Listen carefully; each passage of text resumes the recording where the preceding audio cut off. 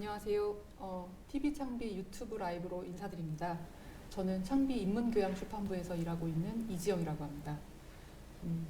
거리두기 정책에 따라 온라인 기자간담회로 기자분들 모시게 되었습니다.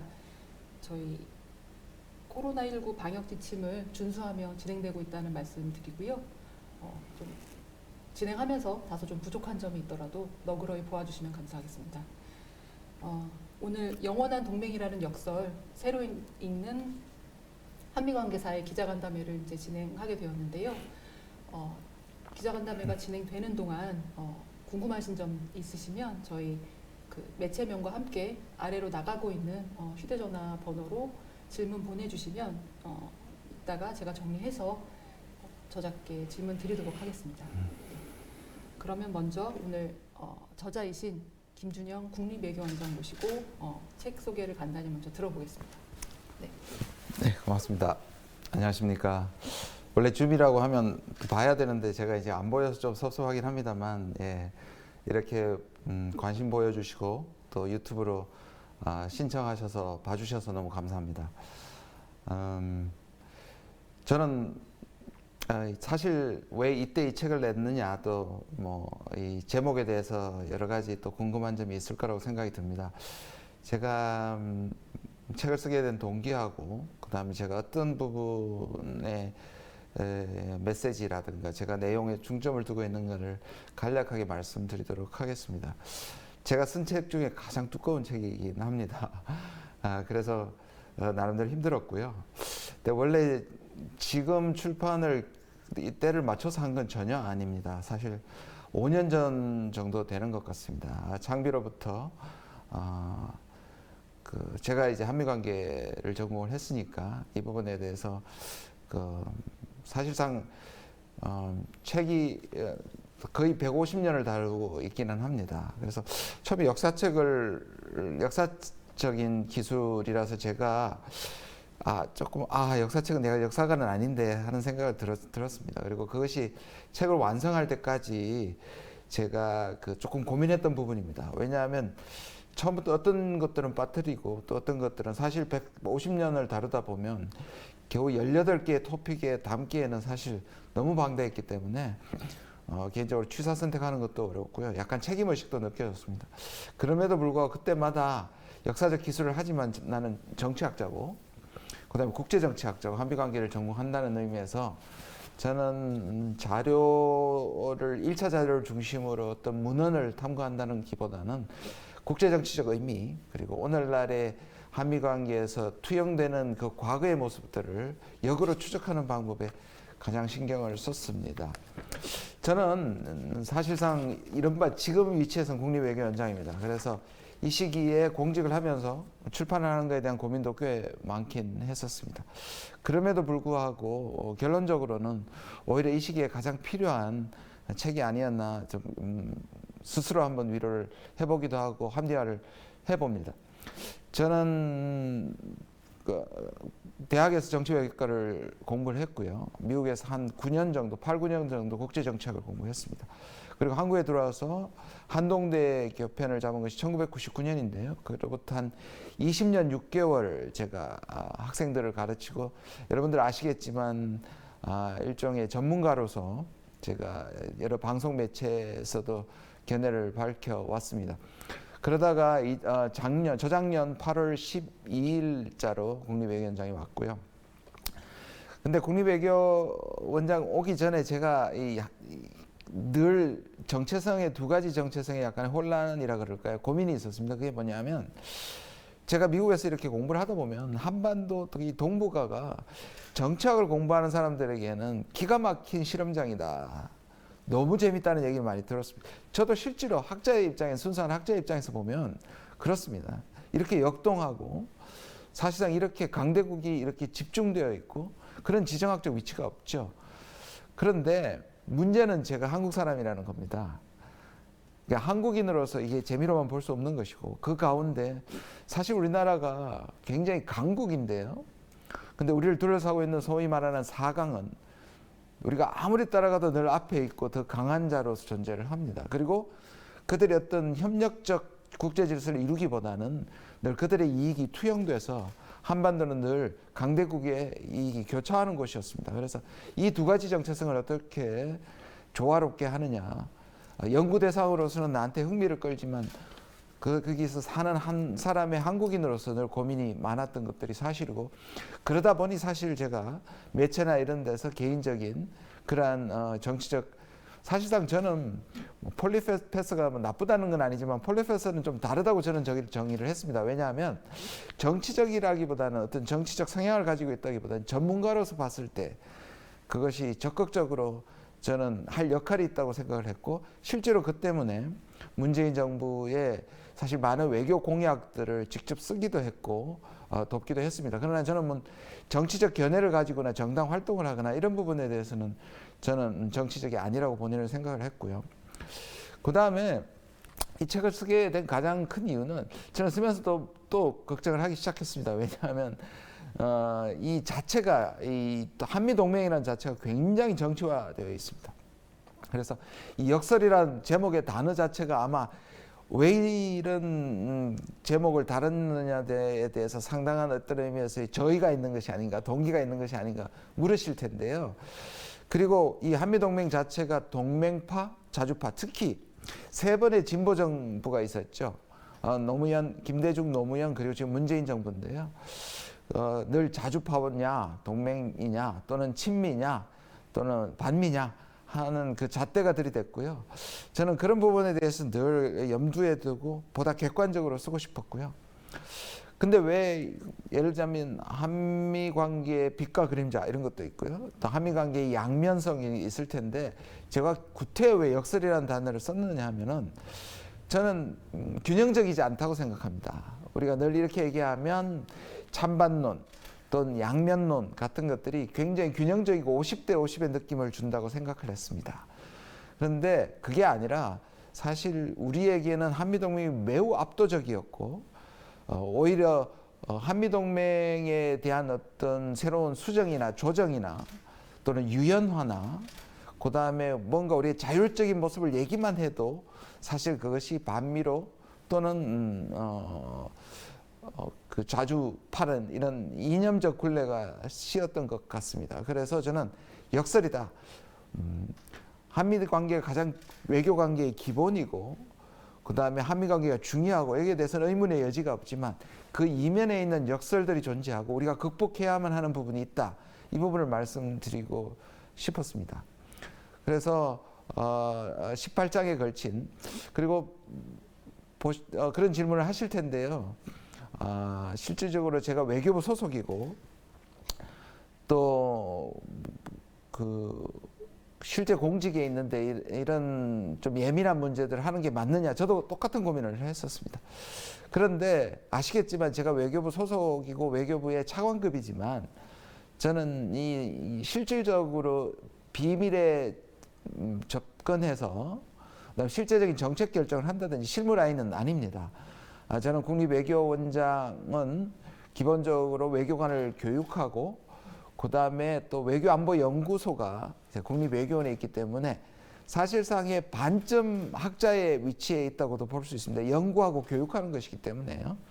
그리고 제가 평생 제가 하는 전공에 소신을 담았고 그 소신이 정치적이기보다는 아까 말씀드린 것처럼 전문가의 눈으로 저는 분석을 했다고 생각을 하기 때문에 제가 이 부분을 이 책 서문에다가 분명히 밝혔습니다. 그래서 제가 공직 중에 있었던 비밀을 이용하거나 또는 그것을 통해서 제가 수집한 정보를 공개하는 것은 전혀 없고요. 그 다음에 제가 학자로서 적어도 부분인데 그러면 외교원장직을 끝내고 발간하는 게 맞지 않나고 물으실 텐데요. 오히려 저는 이 학자의 모습과 또 공직의 모습에서 바라보는 그리고 이 진보 정부의 탄생에 어느 정도 참여했던 사람으로서 이 부분의 얘기를 꼭 하고 싶었고 지금이야말로 저는 상당히 중요한 부분이라고 생각을 합니다. 왜냐하면 저는 기본적으로 한미 관계가 신화화됐다고 생각하는 사람 중에 하나입니다. 왜냐하면 제가 몇 가지 말씀들을 드린 것 중에 신화, 왜 그러냐면 이 상식을, 신화는 아시다시피 어떤 상식적이고 합리적이고 또는 실용적인 판단을 못하게 하는 부분이 생길 때 우리가 신화라고 부르는데요. 저는 한미 관계는 우리에게 더할 수 없는 자산입니다. 당연히요. 특히 지금 중국이 부상하고 있는 측면에서 한미 관계는 세계 1위의 국가를 우리가 동맹으로 갖고 있다는 것만큼 좋은 자산은 없죠. 그러나 이것을 전제하고 있다고 하더라도 한미 관계는 한미 사이에 국익의 차이가 있을 수밖에 없고요. 미국조차도 우리 국익의 수단이고 변수일 수밖에 없다고 저는 생각을 합니다. 그런데 의외로 이 부분이 잘 되지 않습니다. 예를 들면 이런 것 같습니다. 언젠가는 사실 동맹이 미군이 철수할 수도 있다. 이 말 자체가 굉장히 불편하시죠. 많은 사람들이 불편합니다. 얘기하는 제가 나름 진보라고 얘기하는 저도 이 얘기를 할 때 부담스럽습니다. 근데 언젠가는 떠날 수 있는 동맹이고 군사 동맹이 약화될 수 있는 부분입니다. 제가 또 말씀드리는 부분 중에 하나가 한미 관계는 깊어져야 하지만, 그래서 한미 관계가 깊어지는 건 늘 바람직하지만 한미 동맹이 깊어지고 좋아진다는 말은 때로 우리에게 그 말은 군사 동맹이 강화된다는 것은 대외 환경이 그만큼 힘들다는 것을 의미하기 때문에 결론적으로 우리한테 손해가 될 수 있다. 근데 이 얘기를 하면서도 듣는 사람이나 저나 불편해질 수 있는 상황, 이걸 저는 신화적 상황이라고 생각을 합니다. 그래서 저는 실용적으로 다가가지 못했다고 생각을 합니다. 어떻게 한미 관계와 한미 이익이, 그러니까 우리의 국가 이익이 달라질 수 있지, 이렇게 생각하는 분들이 꽤 많고요. 저는 그래서 트럼프 대통령을 지나면서 동맹이 신호가 깨질 수도 있겠다. 그 트럼프 대통령의 역설적인, 또 나오는데 역설적인 공언이 있는데, 그것이 미국으로 봐서는 우리는 혈맹이라고 얘기하고 같이 갑시다. 늘 같이 갈 줄 알았는데 오히려 지금 민주당이 그렇게 얘기합니다. 트럼프 대통령은 동맹을 보호비 갈취하는 관계였다. 그러니까 친구나 혈맹이 아니라 보호비를 갈취해온 것을 바로잡겠다. 제가 교수로 있을 때 이런 말을 했었습니다. 좀 강하게 얘기하면, 2017년에 우리가 전쟁의 위기가 있었을 때요. 우리가 이렇게 어려운데, 미국이 혈맹이라는 사람들이 이 한국 상황이 남북이 어려울 때 이것을 이용해서 무기를 판매하고 이것을 통해서 압박하고 철군을 위협하고 분담금을 말도 안 되게 요구하는 것은 마치 삥을 뜯는 것과 같다. 제가 이렇게 좀 심하게 얘기를 했습니다. 그리고 그걸 그대로 따라가는 것은 빵 셔틀을 하는 거 아닌가. 지금 공직 이전입니다. 그렇게 심하게 얘기를 했는데요. 그걸 역설적으로 얘기하면 미국으로서는, 국가 대 국가에서는 그것을 이용해서 국익을 추구하는 것이 미국 쪽에서는 원망할 일이 아니라고 저는 생각했고요. 오히려 우리 쪽에서는 동맹은 얼마든지 세속화될 수 있구나. 비즈니스가 될 수 있구나. 그래서 우리에게 유리한 게 됐을 때 우리가 미국에 대해서도 목소리를 높이는 것이 실용적인 의미에서 당연하구나. 그렇게 생각했는데요. 묘하게도 제가 진짜 놀랐습니다. 이 신화가 얼마나 뿌리 깊은가는, 한국 사람들은 트럼프 대통령이 떨어지고 나니까 트럼프와 미국을 분리하더라고요. 그래서 트럼프가 특별한 사람이고 미국은 여전히 우리 신화 속에 있어서 언제나 우리와 함께 간다. 이익이 일치한다. 이렇게 해석을 하는 것에 제가 좀 놀랐습니다. 그럼에도 불구하고 저는 우리에게 실용적인 의미에서 한미관계가 재정립될 필요 있다는 건 저는 소신이고 앞으로도 그 소신을 저는 굽히지 않을 거라고 생각합니다. 저는 차라리 제가 이제 동맹의 자율성을 얘기할 때 반대편의 논리 중에 하나가, 순진한 사람아, 한미동맹이 만약에 약해졌을 때는 우리가 다 무기를 사야 하고 우리가 중국에 대비해서 무기 체계를 갖춰야 하고 그 다음에 우리의 군대를 훨씬 더 많이 강하게 이 동북아에서 살아남게 해야 되는데, 미국이 있기 때문에 우리가 오히려 미국을 이용해서 훨씬 더 가성비 좋게 국방비를 덜 들이고 미국을 활용하기 때문에 좋은 것이지, 오히려 진보 쪽에서 자유를 얘기하면서 오히려 그런 면에서 덜 실용적이다. 그런 분의 저는 생산적인 논쟁을 너무 좋아합니다. 그런 의미에서의 친미면 저는 100% 수용할 수 있다고 생각합니다.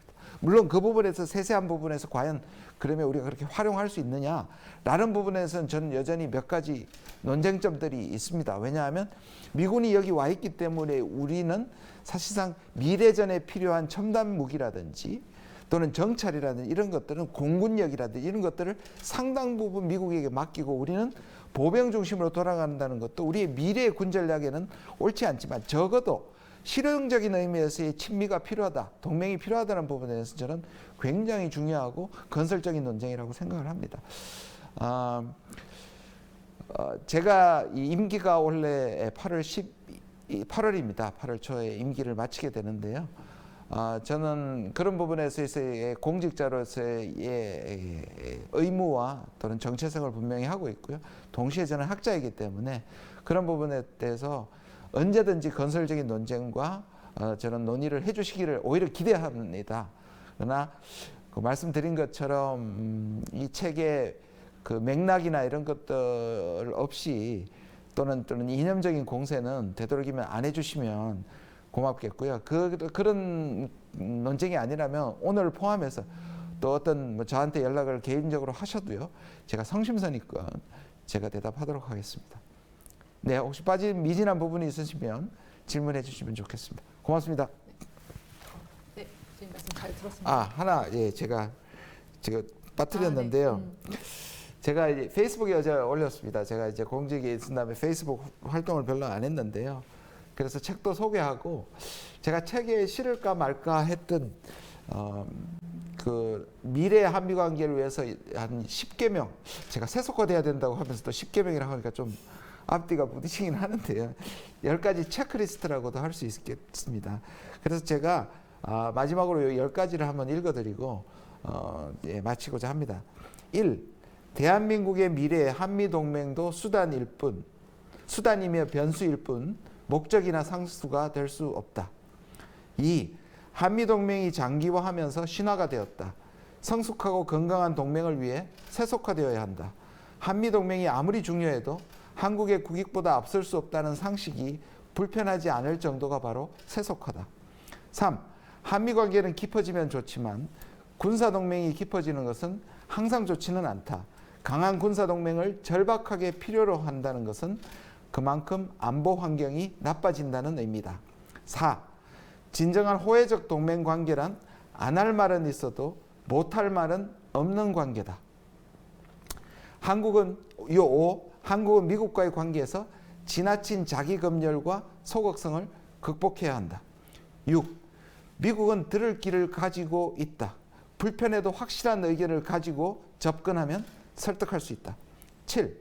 미국은 결코 하나가 아닌 다양한 목소리와 얼굴을 가지고 있으며 대부분의 경우 외교 정책보다 국내 정치가 우선한다. 8. 한국 여론은 미국의 대한반도 정책에 영향을 끼치는 매우 중요한 변수다. 미국은 2002년 이후 한국인의 반미 정서를 확인한 이후 한국 여론의 향배에 깊은 관심을 기울이게 되었다. 9. 전시작전권 환수는 성사된다면 한국의 위상에 혁명적인 변화를 가져올 것이다. 마지막으로 10.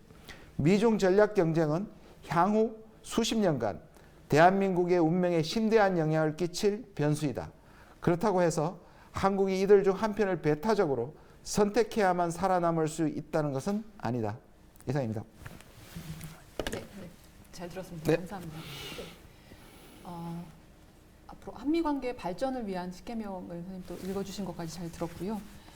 그간 신성 불가침의 영역으로 좀 다루어졌던 그렇게 생각되어 왔던 한미 동맹에 대한 선생님의 다양한 그 깊은 견해들을 좀 들을 수 있는 시간이었던 것 같습니다. 그리고 오늘의 책 그 영원한 동맹이라는 역설이 김준현 선생님의 오랜 연구와 경험 그리고 식견을 담은 책이라는 것을 뭐 충분히 짐작할 수 있는 말씀이었다는 생각이 들고요. 그 사이 먼저 들어온 질문 하나 좀 선생님 드려보겠습니다. 그러면 매일경제신문의 이양희 기자님이 질문 보내주셨는데요. 한미 동맹을 가스라이팅 현상에 비유하셨습니다. 이제 책의 주어가 명확하지 않아서 좀 확인차 여쭤본다면 미국이 한국을 가스라이팅했다고 보시는지 그게 첫 번째 질문이었고요. 두 번째 질문은 한미 군사 동맹은 약화되어야 한다고 말씀하셨는데 그게 이제 구체적으로 방법론이 궁금하고 그 다음에 왜 꼭 그렇게 해야 하는지 이유도 궁금하다고 질문 보내주셨습니다. 예, 알겠습니다. 그 가스라이팅 부분은 좀 논란이 될 수 있어서 오히려 질문해 주셔서 너무 감사한데요. 제가 그 말을 쓰기 시작한 것은 사실 제가 만들어냈다기보다는 한간에 그런 제가 이제 책 본문 속에도 썼습니다. 그래서 말씀드리면 일부 이제 보수학자들이 북한이 우리를 가스라이팅 한다는 주장이 굉장히 많았습니다. 정치인들이나 학자들. 제가 보기에는 왜냐하면 가스라이팅은 사실 압도적인 존재가 상대방을 실질적으로 압도해서 상식적이고 합리적인 결정을, 자율적인 결정을 못하게 하는 건데요. 저는 우리보다 40배나 못 살고 여러 면에서 우리보다 약한 북한이 소위 말하 우리한테 땡깡을 부린다고 하고 도발한다고 해서 그게 가스라이팅이 된다고 생각하지 않았습니다. 그래서 늘 진보 정부에게 친북 정부라고 프레임을 씌우고 그것을 가스라이팅을 하는 데 대한 일종의 반논쟁으로 제가 그 말을 썼고요. 그러면서 책에서도 썼습니다. 가스라이팅이 미국이 그렇게 조직적으로 한국을 가스라이팅하고 압도하고 우리를 거의 허수아비로 만든다는 부분까지는 사실상 그렇게 보지 않는데요. 그러나 이 워낙에 압도적인 대상하에서 우리 스스로, 그래서 제가 아까 세속화라는 말씀을 드렸고, 그러나 그렇게 치밀한 가스라이팅은 아니더라도 우리가 적어도 미국에 대해서 할 말을 못한다든지, 또는 아까 말씀드린 것처럼 정말 호혜적인 동맹이라면 안 할 말은 있어도 못할 말은 없어야 된다고 생각하는데, 못할 말이 굉장히 많았다는 의미.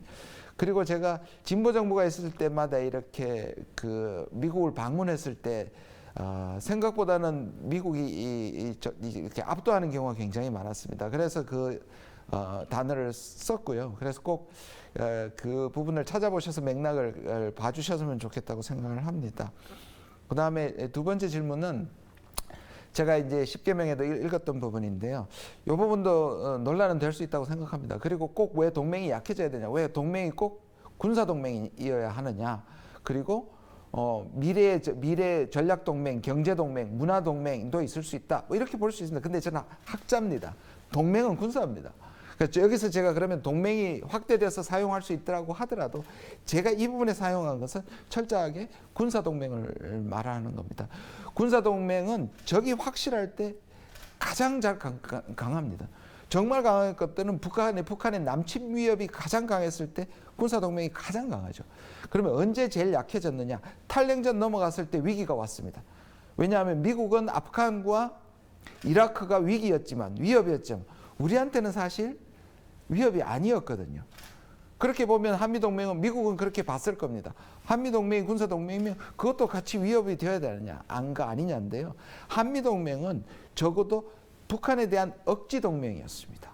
그리고 1953년에 바로 그 군사동맹의 출발이고요. 그렇게 보면 이런 의미에서의 군사동맹이 강해진다는 의미는 북한의 위협이 커진다는 의미고, 북쪽으로부터의 남침의 위협이 커진다는 거니까 역설적으로 그렇게 해서 일부러 약화돼야 된다는 말이 아니라, 군사동맹의 측면에서 보면 아까 말씀드린 것처럼 군사동맹이 강해지는 건 우리한테 대외 환경이 나쁘다는 의미이기 때문에 그런 의미에서 원칙적으로 당위적으로 약화되는 것이 오히려 나을 수도 있다는 말씀을 드리고요. 그 다음 왜 그러면 우리가 약화되느냐, 그 부분이 우리한테 상당히 중요한 질문이라고 생각합니다. 왜냐하면 평화라는 것은 소극적 평화와 적극적 평화가 있는데요. 다 아시다시피 가장 중요한 소극적 평화죠. 북한으로부터의 우리가 위협을 억제하는 것이 중요하고, 그래서 억지 중심의 한미동맹의 군사적인 단결과 이런 걸 통해서 어떤 의미에서 우리 평화를 확보하는 것인데, 그러나 길게 보면 억지라는 것이 저는 2017년에 증명됐다고 생각해요. 우리가 북한보다 40배 잘 살고 훨씬 더 강력한 국방력을 가지고 있고 거기에다가 세계 1위 국가를 동맹으로 갖고 있는데도 전쟁이 날 수 있다. 2017년. 그렇다면 억지만으로 우리에게 평화가 오지 않는다는 의미에서 억지와 함께 적극적인 평화도 같이 추구해야 된다는 의미에서, 그리고 어떤 의미에서 북한이 더 이상 우리에게 위협이 되지 않는 것이 우리가 다 원하는 통일이 아니라고 하더라도 그런 상태라면 한미 군사동맹은 오히려 약화되고 평화가 찾아온다면 그 평화가 억지를 대신할 수 있다는 의미에서 말씀드렸습니다. 네, 말씀 잘 들었습니다. 기자분들께서 이제 다양하게 질문 보내주고 계신데요. 두 번째 질문 드려보겠습니다. 연합뉴스의 한상영 기자님이신데 쿼드 플러스와 관련해서 네, 한미 동맹 재정립을 좀 연계해서 설명을 부탁하셨는데요. 네네. 네. 쿼드 플러스에 대한 설명과 더불어 같이 예, 말씀 주시면 좋겠습니다. 제가 지금 그 질문을 방송에서도 많이 받고 있는데요.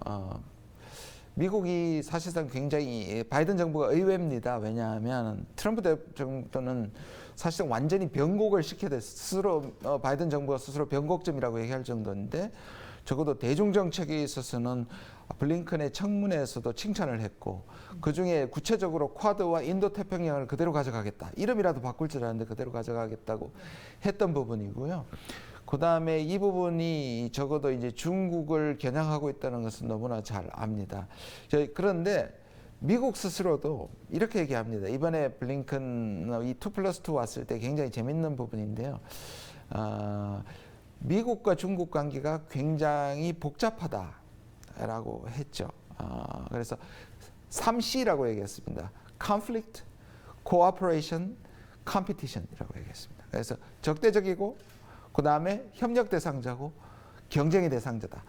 그만큼 중국 미중 관계는 복잡하다. 그런데 한국도 그런 걸로 알고 있다.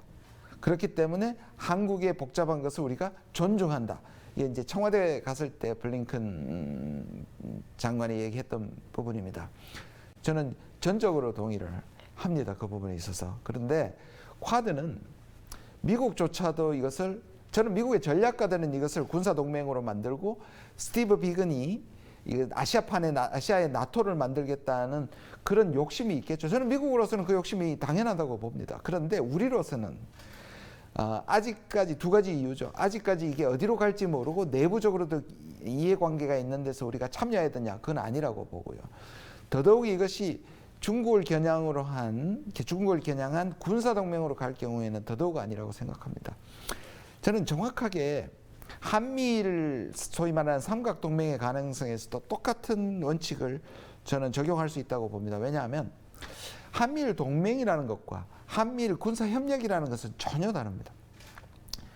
우리의 정부 입장은 한미일 동맹은 아니지만 이슈별로 한미일은 군사협력할 수 있다. 북핵 문제라든지 재난구호라든지 그 다음에 팬데믹이라든지 이번에도 사실 쿼드에서도 그래서 쿼드 전체의 공동성명에 팬데믹이라 앞장서게 된 거죠. 미국의 속내는 전략가들의 속내는 동맹인데요. 그래서 쿼드도 우리는 동맹은 아니다. 동맹으로서는 참여할 수 없다. 그러나 협력이 필요한 부분에서는 얼마든지 하겠다는 것이고 또 이거 제가 이렇게 얘기를 합니다. 우리가 가면 우리가 인도나 호주보다 못할 게 뭡니까? 전략적으로 우리가 훨씬 더 중요한데요.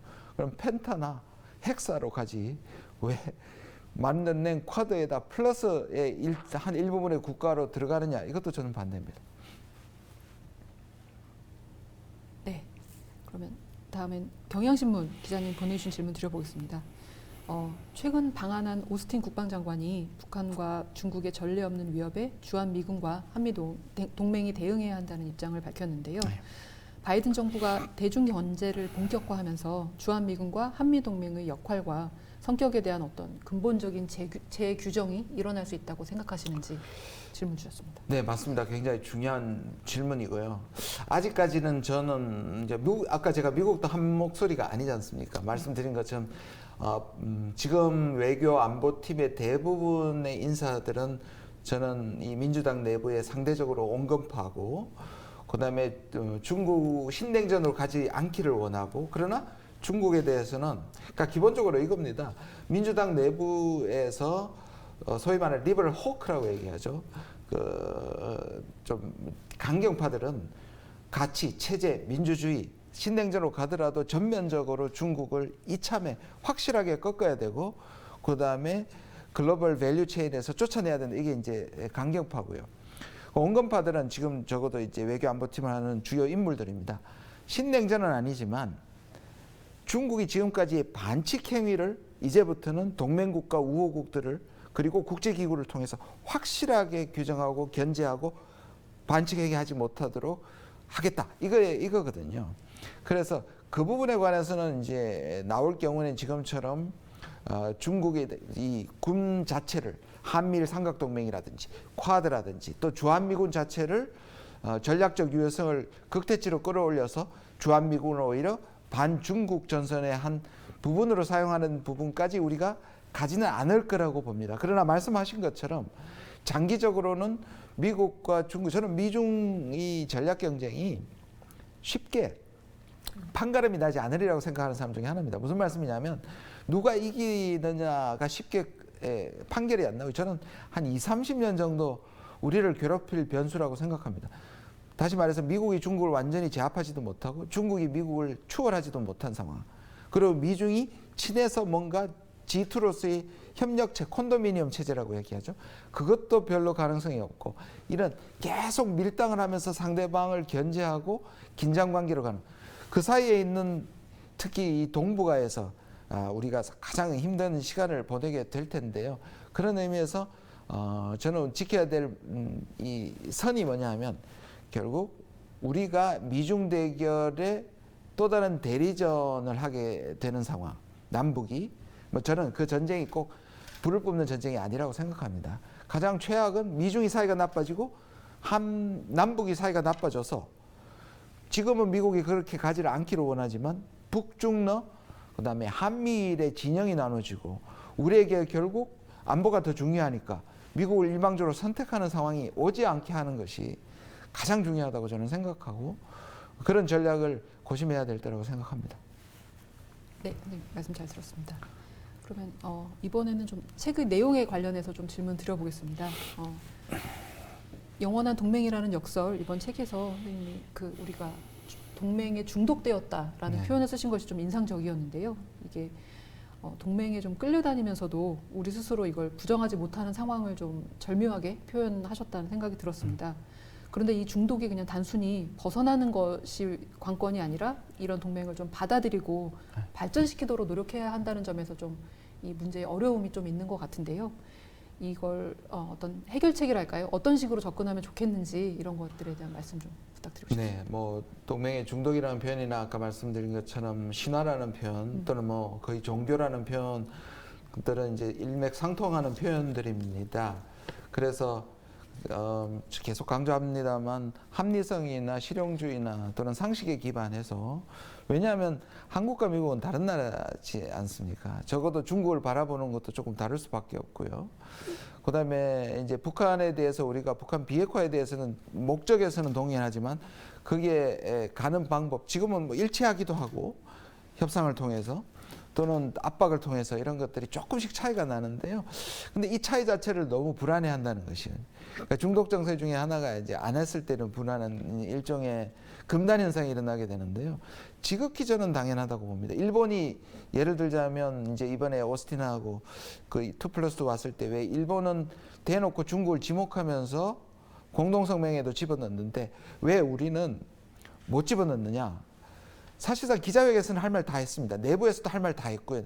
제가 아는 한에서는 오히려 지금의 자세는 미국이 오히려 한국 얘기를 듣겠다. 또 중요한 게 하나 있었습니다. 동맹을 불편하게 하지 말라. 이게 미국의 모토였습니다. 이번에 왔을 때. 그런데 우리 바깥에서는 왜 공동성명이 안 나왔을까? 이견이 있는 게 아닌가? 이거 큰일 났다. 한미동맹이 약해졌다. 이게 저는 중독 증상이라고 생각을 합니다. 저는 오히려 중국이 우리한테 합리적으로 해줘서 일본은 배신자라고 했고 한국은 합리적이라고 했는데 또 이게 합리적이란 말이 좋은데 또 중국의 칭찬을 받았다니까 또 이 친중 정부다. 이런 방식으로 계속 갈려지는 게 저는 문제라고 생각을 하거든요. 그럼 그 방법은 해소 방안은 뭐냐? 상식으로 돌아가는 겁니다.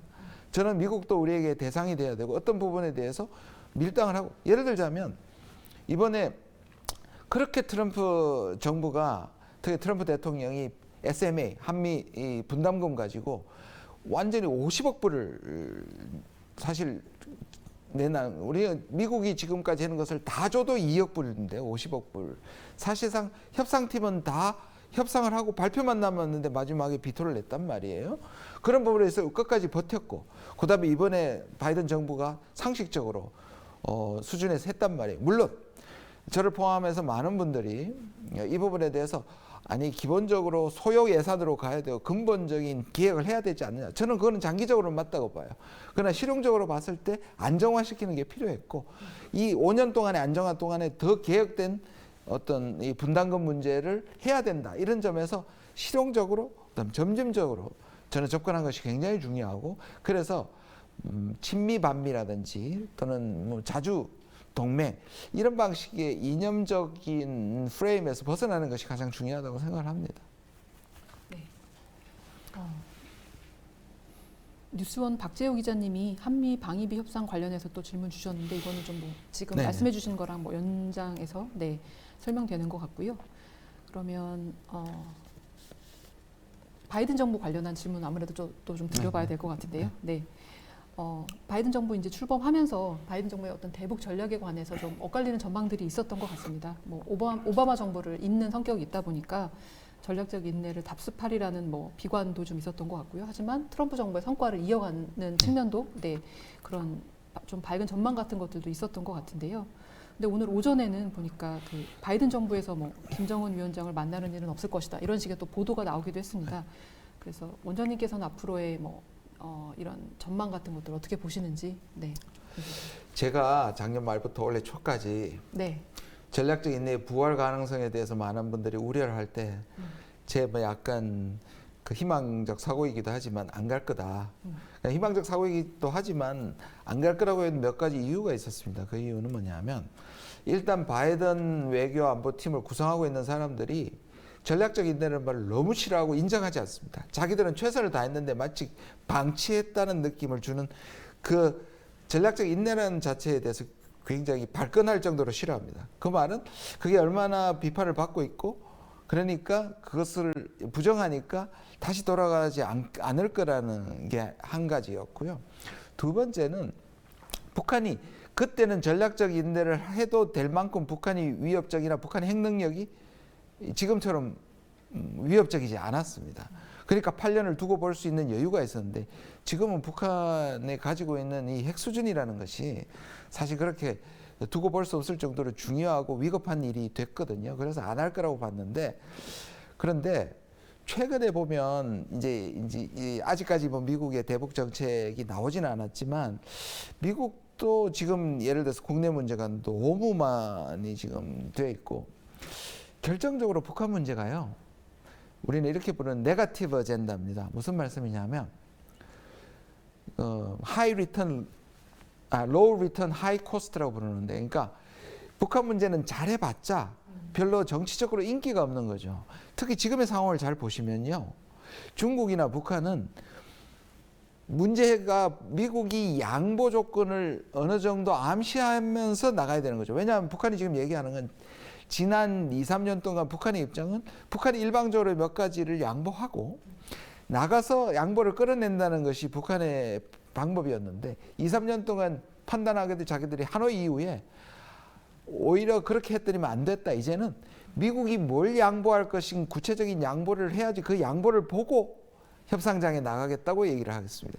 지금 말씀하신 바이든도 마찬가지로 그렇게 되면 미국에서 양보를 전제로 북한에게 협상을 구걸하는 것처럼 보여지고 그런 프레임에 빠질 수 있는 거죠. 그러니까 중국에게 양보하고 북한에게 양보하는 바이든 정부 이게 지금 미국 내부에서는 정치적으로 인기가 없기 때문에 저는 그 부분이 상당히 장애물이 될 것이고요.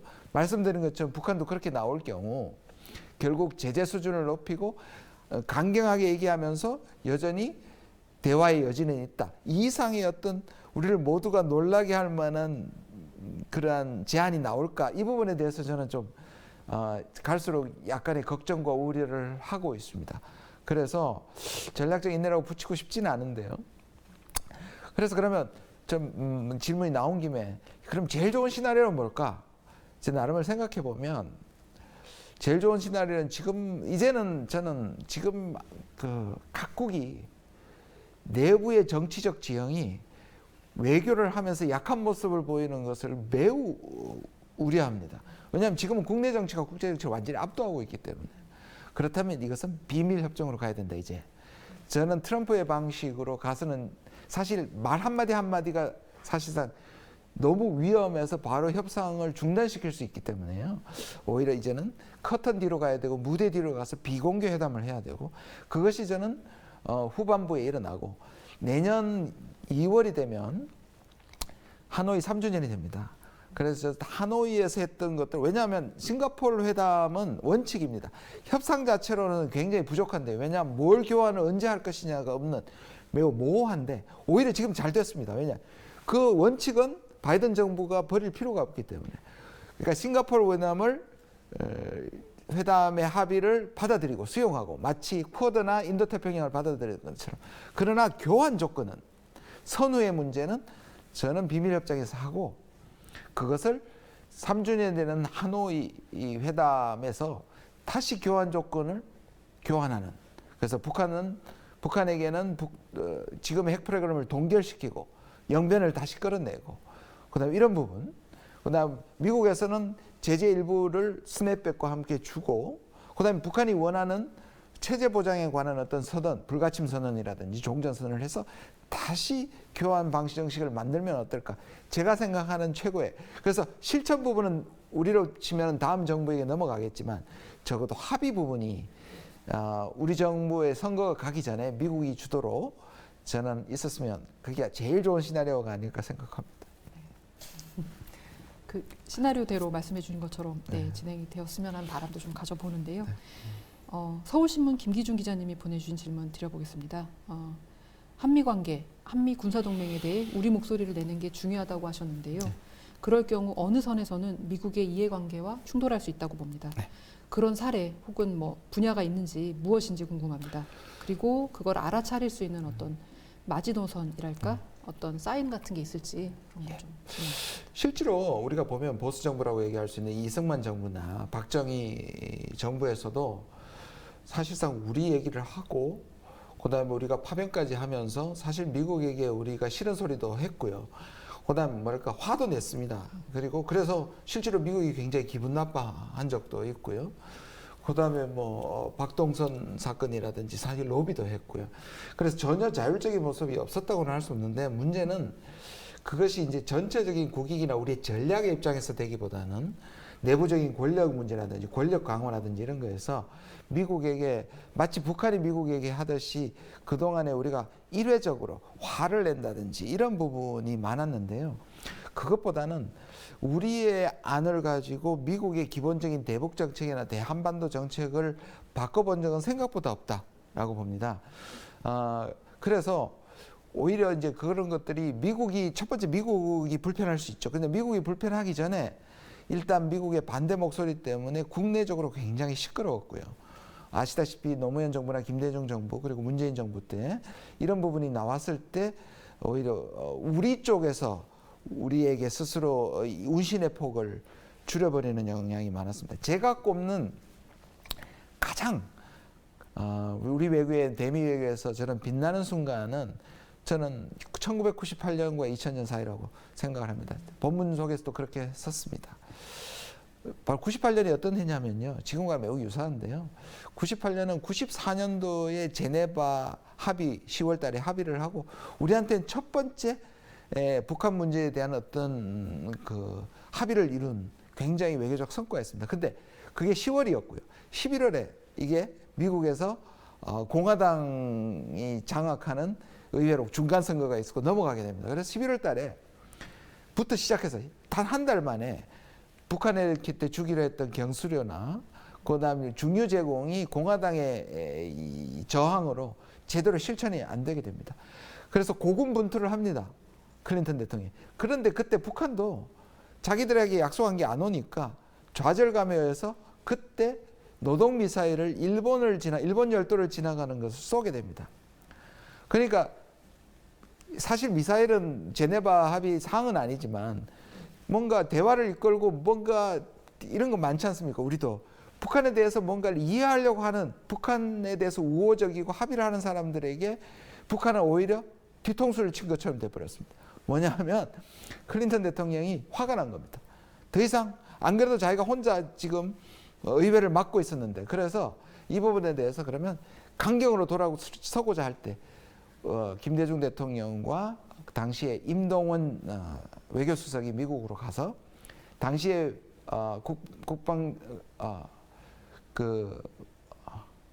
페리 대북 전문관이었죠. 그 페리 프로세스가 그때 가동이 됐습니다. 실제로는 임동원 프로세스라고 하고 김대중 프로세스라고 할 수 있습니다. 우리 햇볕 정책을 설득했고 미국의 강경책을 바꾸게 됩니다. 그때 클린턴 대통령이 한 말이 한반도 문제는 한국이 운전석이라는 말이 그때 나왔고요. 그 다음에 미국이 생각을 바꿔서 북미가 다시 회담을 하기 시작했고 조명록 차수와 얼브라이트 당시에 그 국무장관이 서로 방문했고 시간만 좀 더 있었더라면 클린턴의 대통령의 평양 방문이 가능했었죠. 물론 2001년부터 부시 정권이 들어서고 그다음 굴일이 터지면서 그것이 무산됐지만 저는 우리 외교에 우리 국익을 위해서 한반도 평화를 위해서 미국을 설득시킨 가장 좋은 사례라고 생각합니다. 말씀 주신 사례가 이제 책에도 잘 나와 있지만 굉장히 인상적으로 들리는데요. 지금 좀 남북 관계나 북미 관계 모두 약간 교착 상태에 있다고 느껴지는 최근 이어서 더 지금 해주신 말씀이 인상적으로 다가오는 것 같습니다. 최근에 뭐 정부 간 설전을 봐도 그렇고 아니면 뭐 북한의 미사일 발사 실험 같은 것들 봐도 그렇고 좀 조금 어려워지는 것이 아닌가라는 비관들이 좀 있는 것 같은데요. 네. 책에도 쓰셨지만 그럼에도 불구하고 2018년과 19년에 이어졌던 어떤 그런 평화적인 분위기 그런 국면들이 저희에게 좀 갖는 시사점이랄까 앞으로 한반도 평화에 갖는 의미 같은 것들이 어떤 것이 있을지 좀 여쭤보셨습니다. 예, 답답합니다. 저 누구보다 답답한데요. 또 제가 이제 회담에 참여는 안 했지만 뭐 싱가포르과 하노이에 또 직접 가서 방송도 하고 그때 놀랐던 기억이 있습니다. 저는 정말 두고 하노이가 안타깝습니다. 제가 책에도 썼습니다만 볼턴의 회고록에 대해 굉장히 비판적으로 썼는데요. 두 가지 점입니다. 하나는 어떻게 그 비공개로 했던 회담 내용을 그걸 발설한다는 자체가 앞으로 서로 주고받기를 해야 되는데 상대방에서 이제 비밀스러운 얘기를 상대방 망신을 주기 위해서 또 자기가 강했다는 걸 얘기하기 위해서 밖에 나와서 발설하는 경우 사실 이제 앞으로 외교 협상이 정말 힘들어질 거라는 거 한 가지 있고 하나는 한 나라의 운명이 걸린 일을 사실 그렇게 즉흥적으로 저는 하노이에서 하루 종일 협상을 주고받다가 이건 도저히 받아들이지 못하겠다. 미국 받아들일 수 없다. 그렇게 깨졌으면 저는 할 말 없고 그는 할 바를 다 했다고 생각합니다. 근데 북한의 제안, 북한도 세게 나오겠죠. 자기들이 많이 얻어내기 위해서. 근데 그거 듣자마자 깨버렸다는 것은 사실상 너무 안타까운 일이라고 생각합니다. 그래서 아까 말씀드린 것처럼 저는 하노이가 뭐 미국 쪽에 한국 쪽에 훨씬 유리하게 포장을 하더라도 저는 하노이는 굉장히 중요하다고 생각하고요. 한번 재시도해 볼 만한 거라고 생각합니다. 특히 지금 바이든 정부의 그 블링컨부터 시작해서 웬디 셜먼부터 시작해서 설리반까지 전부 다 이란 전문가인 동시에 북한 전문가입니다. 그래서 JCPOA를 끌어낸 사람들. 이 JCPOA가 바로 하노이의 성격이 있거든요. 소위 말하는 중간 단계입니다. 트럼프 대통령 때는 일괄적, 포괄적으로 한 방에 비핵화시켜야 된다는 건데 지금의 북한의 핵 수준에 비하면 한 방에 못 하거든요.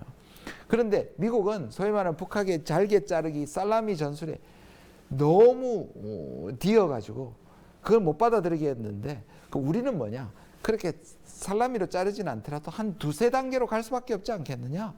그러니까 비핵화는 합의하되 실천은 두세 단계로 쪼개야 된다. 이게 이제 우리의 생각입니다. 그래서 포괄적 합의와 단계적 실천.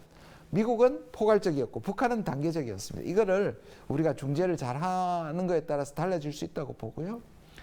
그래서 영변과 북한의 동결을 일단 가져오는 부분에 있어서 우리가 이 부분에 대해서 좀 목소리를 높이면서 저는 미국을 이끌 필요가 있고요. 그래서 최근까지 제가 하는 한에서는 미국에 대해서 그 얘기를 두 가지 얘기를 꼭 하고 있습니다. 하나는 싱가포르 선언에 대한 추인을 하는 것을 우리가 강력하게 요구하고 있고요. 미국이 다시 저울질을 할 경우에 우리가 그렇게 표현합니다. All or nothing. 이렇게 저울할 경우 결과는 nothing이 될 가능성이 많다. 결국 전쟁하지 않는다면 그리고 평화적인 협상을 한다면 협상을 해서 우리가 좋은 쪽으로 이끌어야 된다. 결국 협상을 통한다면 미국도 하나도 주지 않고 얻어올 수 없는 것처럼 그런 부분에 있어서 아까 말씀드린 것처럼 비밀 협상을 통해서 서로가 교환을 해야 된다 이렇게 생각합니다. 한 가지 마지막으로 말씀드릴 것은 이겁니다. 제가 아까 상식 얘기를 했는데요. 북한을 악마화하는 버릇이 미국에 있습니다. 제가 책에도 썼는데요. 도널드 그레 우리 주한 미대사 그분은 정보부 출신입니다.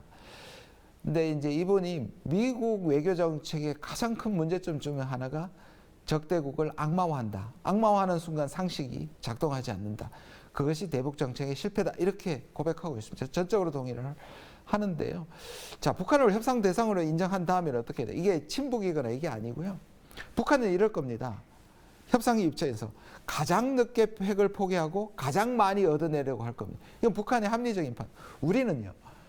가장 적게 주고 가장 빨리 비핵화하는 거죠. 이게 어느 순간에 만나는 거죠. 거기는 우리의 외교력이고 미국의 외교력인 것 같습니다. 우리 입장이 더 많이 반영되는 거. 그러나 이 자체가 협상이 아니라 북한이 다 포기하고 난 다음 그다음 우리가 주겠다. 이거는 북한한테는 통하지 않는 것이죠. 네, 말씀 잘 들었습니다. 포괄적 합의와 단계적 실천이라는 키워드가 굉장히 깊게 다가옵니다. 이 책 영원한 동맹이라는 역설을 읽으면서 이제 한미 관계사에 대한 많은 정보도 알게 되고 식견도 좀 얻게 되는데 그러면서 이제 또 올라오는 질문은 그러면 중국과의 관계는 어떻게 하지?라는 점인 것 같습니다. 원장님께서는 우리가 그 미국이나 중국 어느 한쪽을 택해서는 택하는 오류를 범해서는 안 된다는 말씀을 해주셨는데 어떤 나라보다 지금 미중의 경쟁 상황에서 영향을 많이 받고 있는 나라가 우리가 아닐까 생각이 됩니다. 이런 강대국들의 틈바구니에서 우리가 실용적인 외교를 펼치기 위해서 어떤 점을 좀 집중하면 좋을지요? 참 전례가 없죠. 미국, 중국이 이렇게 얘기합니다. 미국한테 이런 얘기를 합니다. 우리는 소련이 아니다. 우리는 사회주의 체제지만 자본주의를 반대하지 않는다. 당연하죠. 그다음 세 번째, 우리는 우리 사회주의 체제를 이식하지 않는다. 이게 미국한테 말하면서 제발 우리 때리지 말라. 그러니까 중국 사람들이 이렇게 얘기합니다. 지금은 미국이 과거에 우리를 때릴 때는 고쳐서 자기 시스템에 넣으려고 했는데 최근에 우리를 때리는 건 우리를 아예 쫓아버리려고 한다. 그러니 우리가 어떻게 굴복할 수 있냐. 밀리면 죽는다. 이런 얘기를 실질적으로 그러니까 외교적인 멘트가 아니라 제가 이렇게 하는 학자들이나 전문가들이 얘기를 합니다. 물론 이런 건 있습니다. 지금의 시진핑 체제가 분명하게 얘기합니다. 이 체제를 유지하기 위한 국내적 목적과 권력적 목적으로 사실상 지금 미국과의 이런 대결 구도에서 민족주의를 고양시켜서 중화주의를 이끈다는 부분에 대해서 우리는 굉장히 위협적으로 생각을 합니다. 우리는 민주주의 국가이고 그런 면에서 민주주의 체제에 대한 우월함과 저는 정당성을 반드시 주장해야 된다고 생각합니다. 그런데 현실적으로 전 세계 60개가 좀 넘는 국가들이 미국과 소위 말하는 우호국 또는 동맹국입니다. 군사적 관계를 갖고 있습니다. 근데 전 세계 110개국이 넘는 국가가 중국을 무역 1위 국가로 갖고 있습니다. 그러니까 우리만 끼인 게 아니에요. 전 세계가 끼 있다고 보면 되고요. 특히 그중에서 우리가 사실 가장 어렵긴 합니다. 어쩌다 보니 분단 상황에서 경제적으로는 25% 이상 중국을 의지하고 있고 우리는 동맹입니다. 이러다 보니 그래서 일각에서는 그게 뭐 하는 짓이냐 널뛰기냐 애매모호하게 이 참에 중국하고 끊고 안보가 중요하니까 미국하고 가야 되는 거 아니냐. 예, 감정적으로 이해하는데 그렇게 되는 것은 매우 비실용적이고 비상식적입니다. 왜냐? 우리의 25%의 먹거리가 사라지는 것을 의미합니다. 정말 중국이 무서우면 지금부터 그 25%를 줄여나가야 됩니다. 디커플링을 해야죠. 중국이 지금 미국에 대한 무역 의존도를 계속 낮추고 있습니다. 그래야 이제 힘이 생기는 겁니다. 그런 의미에서 저는 실제로 좀 줄여야 된다고 생각하고요. 그러나 이겁니다. 한미동맹을 기본으로 하되 한중 관계를 훼손하지 않는다. 이게 첫 번째 원칙이고요. 두 번째는 우리가 생각보다 가치가 좀 있습니다. 무슨 말씀이냐면 그냥 과거에 얘기했듯이 우리가 양쪽으로부터 러브콜을 받는다 이런 단순한 의미가 아니고요. 실제로 독일을 보십시오. 독일은 트럼프 때 노드 스트림이라고 가스관을 러시아와 연결했다가 러시아가 지금 대려 제재를 하고 있는 상황에서 트럼프가 철수하겠다고 협박하고 3분의 1 줄이겠다고 얘기했습니다. 물론 이제 바이든 정부가 들어섰기 때문에 실행은 안 되겠지만 역시 미국과 껄끄럽습니다. 미국과 중국 사이에서, 미국과 러시아 사이에서. 그래서 이런 국가들과 연대하는 것이 필요합니다.